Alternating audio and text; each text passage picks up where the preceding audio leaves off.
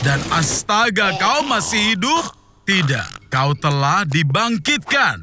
Sepertinya ramuan yang kau minum tadi itu berhasil. Sekarang kau abadi. Kuucapkan selamat, Arnold. Sekarang kau akan jadi organisme yang hidup paling lama di bumi ini. Kini tubuhmu beregenerasi. Dan ungkapan penuaan sel kini hanya jadi lelucon untukmu. Jadi, bagaimana kau akan memanfaatkan keabadianmu? Aku paham, kau akan menyeberang jalan saat lampu merah. Melecehkan gadis manapun. Kau juga akan memenangkan kontes mirip Kenny McCormick. Itu konyol sekali. Kau punya usia yang tidak terbatas. Dan kau habiskan untuk itu. Arnold, kau bisa mempelajari apapun di dunia. Mempelajari ilmu bela diri apapun. Dan bahkan menjelajah dan menjajah galaksi baru. Arnold, bagaimana kalau kau berhenti menyia-nyiakan waktumu? Oke, jadi mungkin selama 200 tahun kau akan menyaksikan semua serial Netflix. Sepertinya kau jadi sedikit bosan, ditambah rumahmu mulai membusuk dan kau masih tetap muda. Salah satu kekurangan dari keabadian adalah kau harus ditinggal oleh semua yang kau sayang. Ditambah, dunia di sekitarmu berubah dengan cepat. Tapi kau akan tertinggal dalam prosesnya. Dan di masyarakat, kau akan merasa berlebihan. Segala hal yang sebelumnya penting bagimu, perlahan akan menghilang. Seiring waktu, segalanya tidak akan menyenangkan atau mengejutkanmu. Karena kau sudah melihat semuanya. Kau akan jadi sangat tertekan. Maaf kawan, tapi itu percuma. Hentikan Arnold, kau tahu dirimu itu abadi. Arnold, ayo kita tonton acaranya. Arnold, oh oke, aku tidak akan mengganggumu.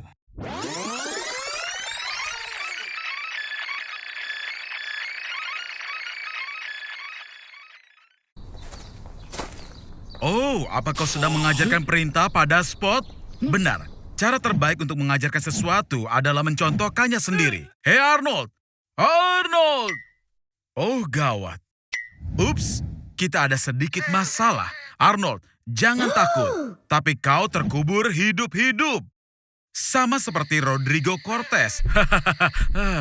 Berhentilah berteriak. Berteriak meningkatkan kepanikan, detak jantung, dan juga jumlah udara yang kau gunakan. Dan kau punya waktu maksimal 2 jam untuk bernapas di peti matimu sampai kau kehabisan oksigen. Arnold, ponselmu! Kau hanya terkubur 2 meter. Hooray!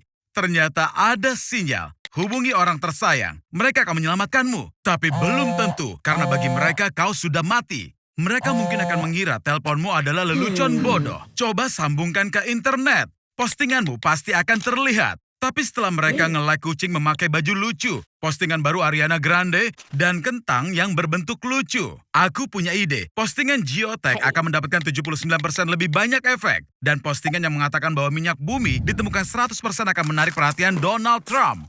Dalam situasi kritis, naluri binatang seseorang akan terbangun. Ya, aku berharap itu akan terbangun di dalam dirimu. Arnold, saat kekurangan oksigen, orang sering mengalami halusinasi. Tanyakan Google apa yang harus dilakukan. Jangan tancapkan paku dalam hidupmu seperti tutup peti mati. Keluarlah dari zona nyamanmu. Tidak ada cara lain. Oh, Kill Bill 2. Lakukan seperti Uma Thurman. Kau perlu melubangi tutup petinya. Tetaplah kuat, kumpulkan semua kemarahanmu seperti Naruto dan... apakah itu sakit? Kau harus membuka paksa tutupnya. Lihat apa yang kau miliki di sakumu. Arnold, apa itu? Oh, yang benar saja. Kau bahkan tidak membutuhkannya di luar peti mati. Ini akan berhasil. Menerobos, memukul. Seperti kau melarikan diri dari fasis. Atau juga dari lagu-lagu sedih Billie Eilish. Kau berhasil. Sekarang kau harus memasukkan tanah ke dalam peti mati untuk memberikan jalan keluar untukmu. Kau harus mengangkat kemejamu dan diikatkan di kepalamu. Supaya kau tidak mati lemas karena tanah yang berjatuhan di kepalamu. Arnold! Arnold! Arnold! Bangun! Halusinasi lagi, jauh lebih mudah bagi seseorang untuk keluar dari kedalaman jika sama atau kurang dari tinggi badan mereka. Pesulap Harry Houdini keluar dari kubur hidup-hidup dengan tangan terikat.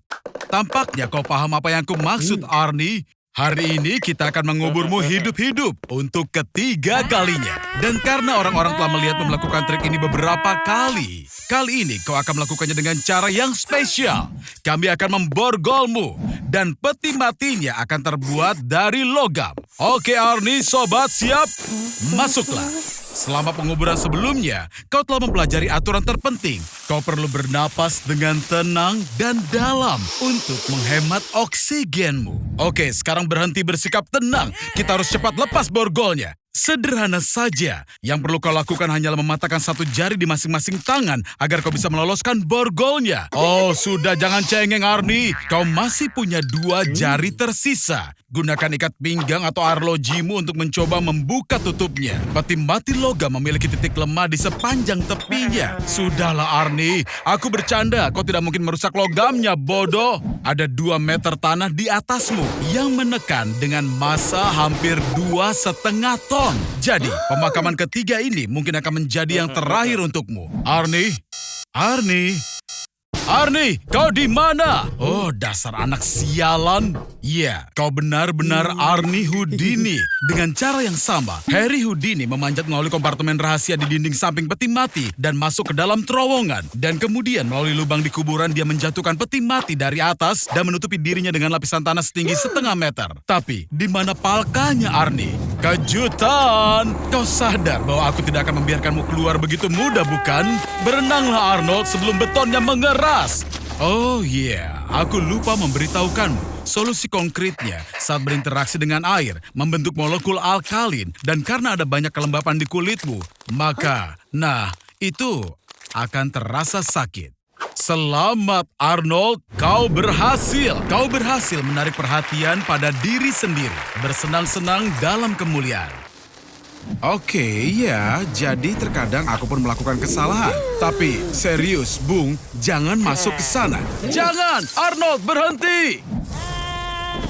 Selamat untukmu, Arnold. Kamu sekarang berada di gurun pasir Dusty Lut di Iran. Ini adalah tempat terpanas di planet ini. Jika aku jadi kamu, aku akan mulai menghemat cairan. Ada 3 juta kelenjar keringat dalam tubuh manusia. Jadi, kamu akan kehilangan hingga 3 liter cairan per jam. Dan semua garam dalam tubuhmu akan dikeluarkan dari cairan. Dan ini akan menyebabkan kejang pada anggota tubuhmu. Arnold, jangan melompat ke sana. Itu hanya fata morgana. Aku kira terkadang kebodohanmu itu ada manfaatnya juga. Oke, jadi sekarang kamu akan kedinginan. Mari cari tahu di mana dirimu berada. Ini bukan situasi yang terbaik, sobat. Kamu berada di desa Omiakon, Yakutia di Rusia. Dan ini adalah tempat terdingin di bumi. Tepatnya suhu minus 71,2 derajat Celcius tercatat di sini. Astaga, menurut dari statistik, per tahunnya 140 orang meninggal di sini karena hipotermia.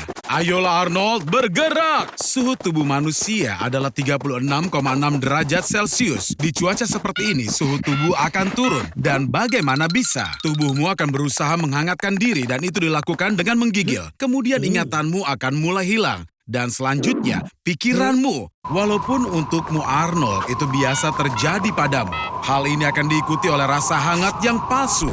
Arnold, sobat, kamu harus mulai mengentakkan kakimu atau kematian akan menjemputmu. Ayo Arnold, kamu pasti bisa. Kerja bagus, sobat. Kemana dia pergi? Benar sekali, pada tahun 2050, bumi mengalami pemanasan global. Populasinya bertambah hingga lebih dari 10 miliar orang. Kelebihan populasi ini menyebabkan kekurangan air bersih. Bisa kau bayangkan, planet ini berada di tepi kehancuran dan mereka memperebutkan Pepsi. Baik, kembali ke misi kita. Pada tahun 2050, semua orang punya implan cybernatika. Dan karena drone musuh bisa mendeteksi implan itu pada jarak 10 km. Kau, Arnold, adalah orang paling tidak terdeteksi dan tidak terkalahkan di tahun 2050. Kaulah yang akan membantu mengubah arah peperangan. Prajurit berkumpul. Jadi Arnold, musuh sudah terlihat berada di utara, tapi jalannya terhalang oleh senjata elektromagnetik. Alih-alih proyektil, mereka menembakkan impuls listrik dan kecepatan impulsnya mencapai 7.000 km per jam. Kita harus cari tempat berlindung, cepat. turun ke terowongan subway. Kau berhasil menghindari senjata itu, Arnold. Tapi kini ada masalah lain. Pemindai mendeteksi adanya drone. Dan jangan cemas, Arnold. Ingat, semua drone ini tidak akan menyadari keberadaanmu. Kau hanya perlu segera melewati mereka dan matikan dayanya. Bagus, Arnold. Masa depan jelas belum siap untuk orang sepertimu. Lanjutkan, kawan. Kau hampir sampai. Waktunya untuk ke permukaan. Arnold, ada banyak musuh di sekitar. Masuklah ke dalam baju pelindung. Dengan itu, kau bisa menjadi prajurit super dan bepergian jauh tanpa merasa lelah. Dan semua aktivitas fisik menjadi 20 kali lebih mudah dibanding sebelumnya. Kini kau tidak terhentikan, Arnold. Kini kau hanya perlu menguasai pengendalinya. Arnold, tidak! Kau baru saja membunuh dirimu di masa depan. Oke, baiklah. Tak ada waktu untuk berduka. Musuhmu datang. Kau punya pelontar api. Gunakan. Oh yeah, tidak ada yang mengira bahwa ini suatu hari akan terjadi di Hollywood. Arnold, awas! Ada roket!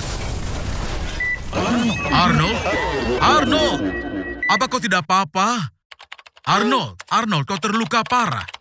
Jadi dokter memberimu sedikit pembaharuan. Hampir seperti baru. Tapi ada satu masalah. Kini kita butuh prajurit tanpa implan. Dan kau harus kembali ke masa lalu dan menemukannya. Wow, Arnold, aku ucapkan selamat. Kau sudah mati dan pergi ke surga. Arnold, berbarislah dan tunggu sampai Saint Peter mempersilakanmu masuk.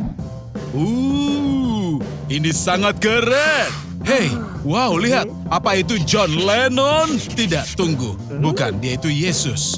Di sini bahkan terdapat dinding lukisan Tuhan yang dibuat oleh seniman-seniman bersejarah yang hebat. Pada zaman dahulu kala, orang percaya bahwa Tuhan itu menakutkan dan haus darah. Sebagai contoh, suku Aztec selalu mengorbankan orang-orang pada dewa mereka, Huitzilopochtli, untuk menurunkan hujan.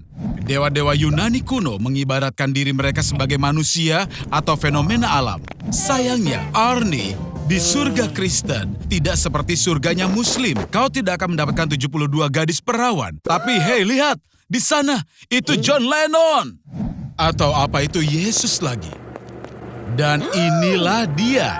Dia memiliki banyak nama. Sang Pencipta, Yehova, Adonai, Yahweh, Tuhan. Oh, shh. Dia sedang tidur. Sebaiknya jangan main-main dengan barang-barangnya, Arnie. Arnold, apa-apaan kau ini? Kau tidak boleh masuk ke sana. Ini adalah pusat kendali untuk seluruh dunia. Jangan sentuh apapun, Arnold. Oh, ini tidak bagus. Selama beberapa abad terakhir, kepercayaan agama di dunia telah menurun. Dan Tuhan, sebagai yang paling populer di dunia, memiliki banyak hater. Jangan coba-coba memerankan Tuhan, Arnold. Manusia terlalu serakah untuk peran ini.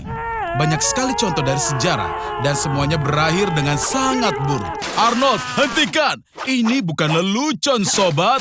Bagus, sekarang semuanya menjadi kacau. Keyakinan yang fanatik selalu menyebabkan perang. Dan sekarang perang salib nuklir telah dimulai. Arnold, berhenti sebelum terlambat. Apa kau mendengarkanku? Phew, tepat pada waktunya. Hei, Tuhan, jangan salah sangka ya. Tapi terima kasih Tuhan kau di sini. Arnold, sepertinya tamat riwayatmu.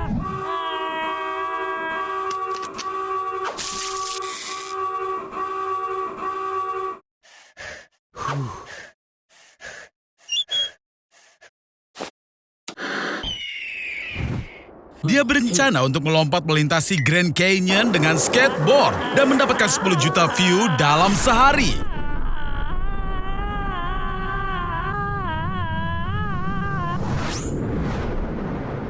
Go!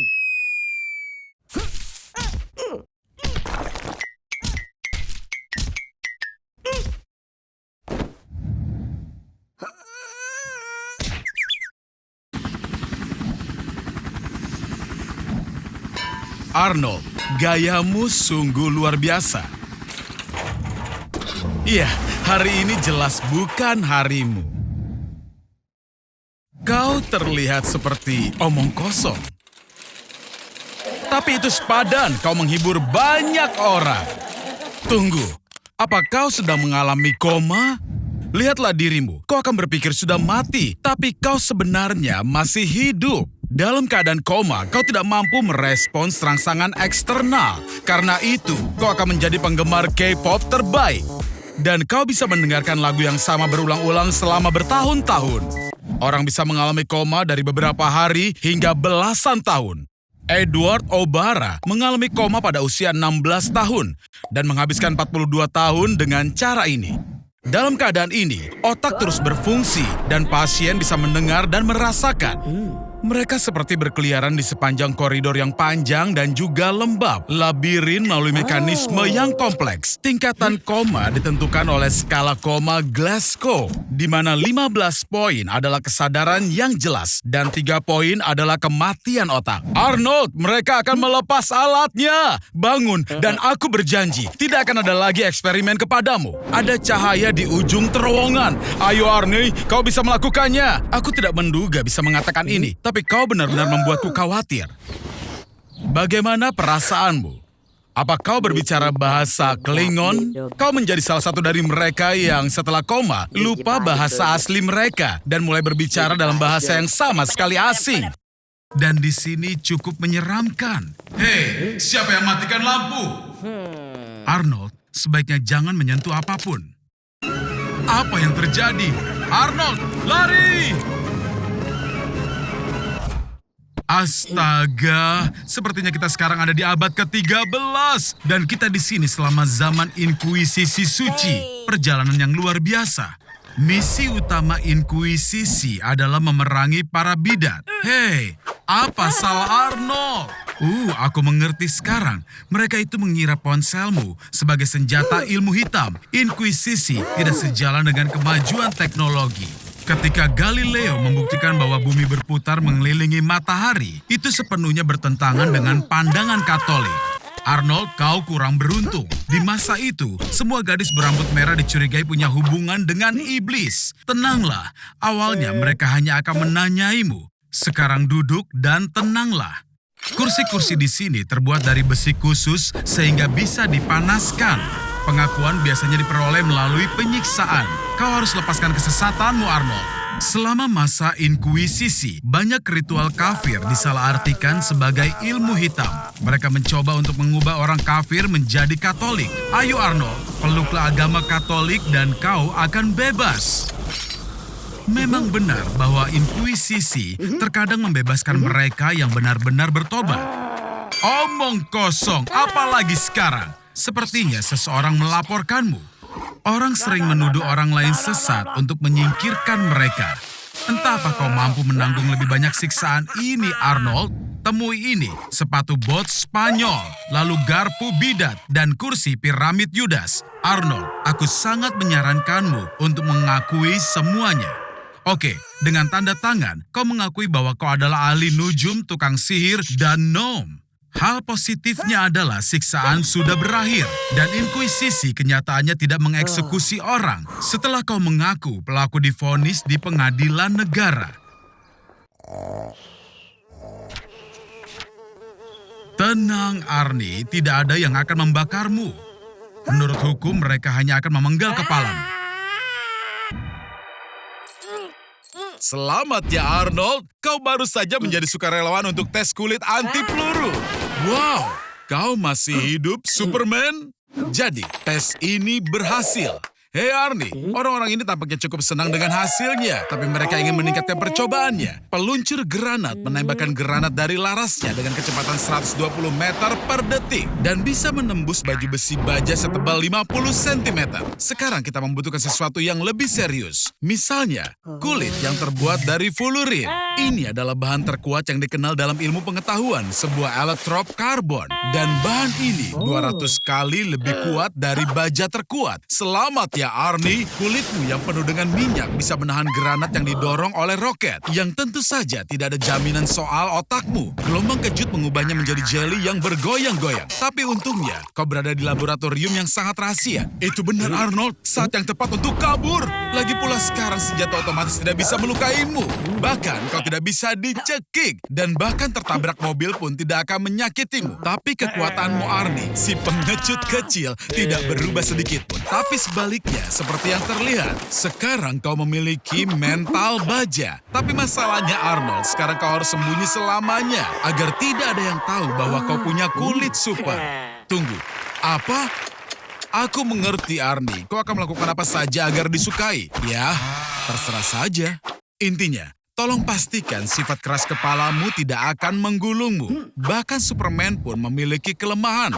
Apa kau benar-benar yakin tidak ada senjata yang bisa menembus kulitmu?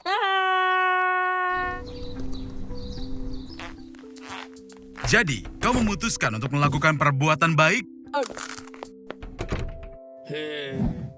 Semua ini hanya untuk sekardus donat? Oh, kau kurang ajar. Ya, jangan khawatir. Hari ini kau akan memiliki kesempatan untuk melakukan perbuatan yang sangat baik. Seluruh planet ini terinfeksi virus diare dari Tiongkok. Tapi aku membuat darahmu menjadi satu-satunya vaksin yang ada. Ada 7 miliar orang di dunia, dan semua orang sedang memburumu. 195 negara telah memposting fotomu di semua media.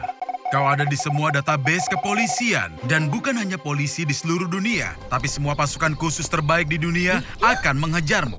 MI6, intelijen Inggris yang telah bekerja sepanjang waktu selama 100 tahun berturut-turut. ISI, ini adalah badan intelijen antar departemen Pakistan dengan jumlah terbesar di dunia, 10.000 agen. CIA, awas Ernie, mereka suka menyiksa orang. Badan Intelijen Kanada dengan anggaran pencarian lebih dari 507 juta dolar Amerika. Apa kau yakin bisa bersembunyi dari mereka? Karena kau ada di setiap ponsel dalam media sosial. Kau menjadi lebih populer daripada Greta Thunberg. Aku yakin dia iri padamu sekarang. Bagaimanapun, kau dapat membantu menyelamatkan umat manusia. Berikan saja mereka darahmu sampai tetes terakhir. Pasukan khusus elit dari semua negara sudah datang untuk menangkapmu. Angkatan Laut Amerika Serikat, pasukan Gendarmerie Nasional Prancis, pasukan macan tutul salju Cina. Tapi tentu saja, bahkan seorang anak sekolah dapat menangkapmu. Big Brother sedang mengawasimu. Di kota New York saja, ada sekitar 20.000 kamera pengintai. Mereka mengambil foto, membandingkan jarak antara fitur utama pada wajah, hidung, mata, mulut, sehingga data diubah menjadi kode numerik seseorang, cetakan wajah, dan diverifikasi dengan database. Selain itu, di Darknet, siapapun bisa membeli database gambar dari kamera video kafe, rumah sakit, pusat perbelanjaan, bahkan di dekat markas utama FBI. Itu artinya mereka dapat mengetahui lokasimu 5 menit yang lalu. Tangkap ini, kacamata ini dengan LED inframerah di dalamnya akan membantu menyembunyikan wajahmu dari kamera. Bagi mereka, wajahmu akan terlihat seperti titik buta yang bercahaya. Tunggu sebentar, kau lupa baterainya. Ini tidak cukup. Kau membutuhkan penyamaran. Merupakan ide yang buruk makan donat sebanyak ini. Mereka memprovokasi akumulasi gas yang berlebihan. Cepat lepaskan anginnya. Kau terlihat bagus, tapi anjing pelacak akan menemukanmu dengan bau asam butirat, yaitu komponen aroma keringatmu. Tidak akan membantu bahwa hanya 1 gram keringat saja sudah cukup bagi anjing untuk mencium aromamu di atap gedung 10 lantai itu. Atau pada kedalaman 15 kaki di bawah tanah tertutup beton. Di Amerika Serikat saja, ada hampir 7 juta drone. Berhenti melambaikan tangan dan ambil senjata khusus ini untuk melawan drone. Pistol ini menembakkan aliran besar emisi elektromagnetik, jadi kau tidak perlu membidik. Aliran interferensi cukup untuk menutupi drone, dan kemudian akan kehilangan kontak dengan pangkalannya dan kehilangan kendali. Apa-apaan kau ini? Masuklah di kerumunan. Dasar kau bodoh.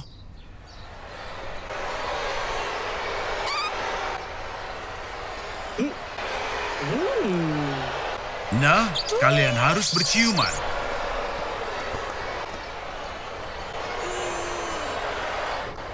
Arnie, kau punya permohonan terakhir?